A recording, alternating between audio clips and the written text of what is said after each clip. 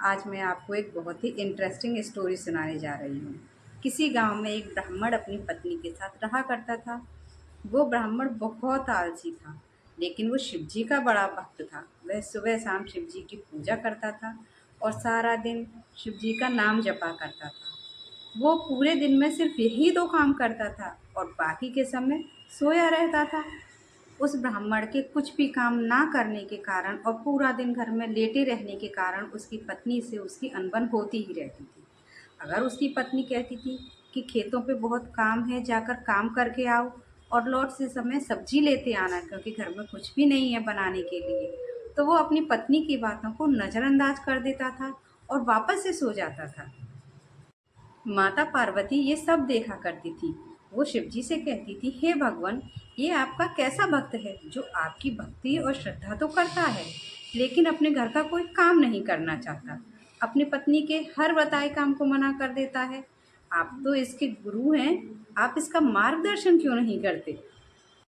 इस पर शिवजी कहते हैं, हे पार्वती, मैं इसके बारे में सब जानता हूँ।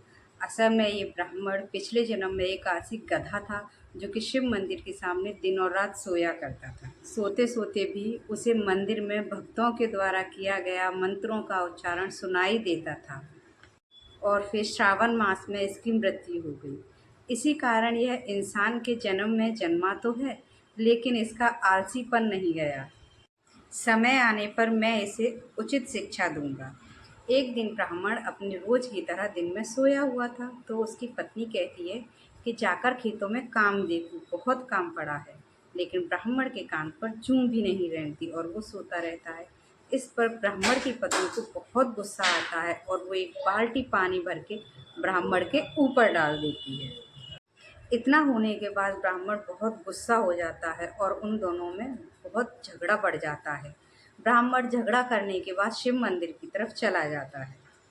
मंदिर में जाकर ब्राह्मण कहता है, हे शिव जी, अगर मैंने आपकी सच्ची भक्ति की है तो आप मुझे वरदान दीजिए, क्योंकि मैं अपनी पत्नी की रोज़ रोज़ की चिक चिक से परेशान हो गया हूँ। और इतना कह कर के वह ज़ोर ज़ोर से रोने लगता है।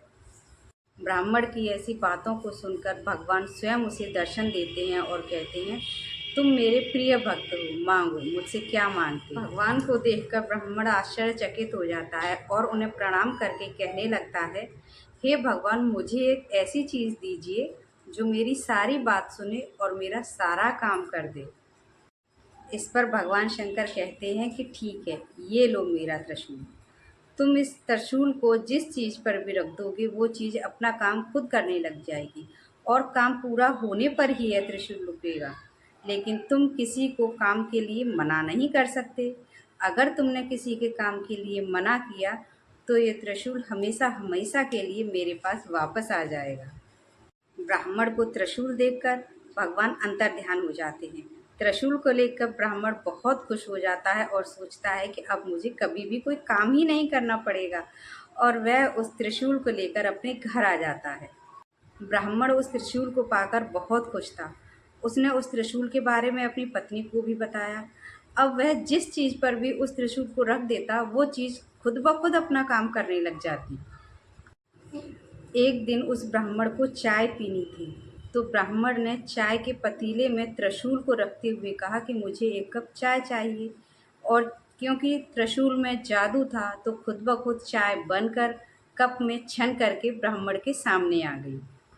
इसी तरह से एक दिन ब्राह्मण को भूख लगी, तो वह ये सोचने लगा कि काश ऐसा होता कि मुझे भोजन को हाथ ही ना लगाना पड़ता और बिना हाथ लगाए भोजन मेरे मुंह में आ जाता।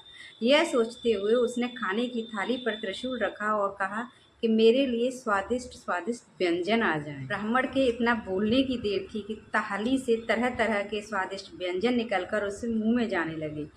वह उन्हें खाकर बड़े ही मज़े ले रहा था। थोड़ी देर तक तो उसे बहुत अच्छा लगा, लेकिन थोड़ी देर बाद उसका खाना खा के पेट भर गया। पेट भर जाने पर भी व्यंजनों का आना रुका नहीं, लेकिन वो व्यंजनों को आने से मना भी नहीं कर सकता था, क्योंकि अगर वो त्रिशूल को अपना काम करने से मना करता तो शिव जी का वरदान था कि त्रिशूल उससे हमेशा के लिए वापस चला जाता। ये उसने त्रिशूल को मना नहीं किया और खाना बार बार उसके मुंह के अंदर जाने लगा। अंततः वह खाने से परेशान हो गया और चिल्लाने लगा। उसकी आवाज़ सुनकर उसकी पत्नी कमरे में आती है और बोलती है कि त्रिशूल को उसका काम करने से रोको।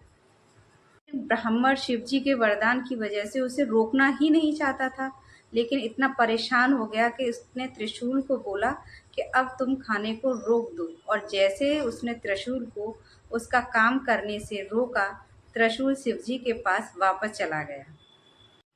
अब ब्राह्मण की समझ में आ चुका था। उसने भगवान से कहा, हे भगवान, आपने ये त्रिशूल का वरदान मुझे सबक सिखाने के लिए दिया था।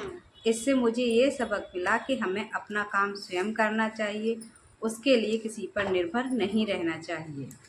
उस दिन के बाद ब्राह्मण आलस छोड़ देता है और अपना सारा काम खुद करने लगता है।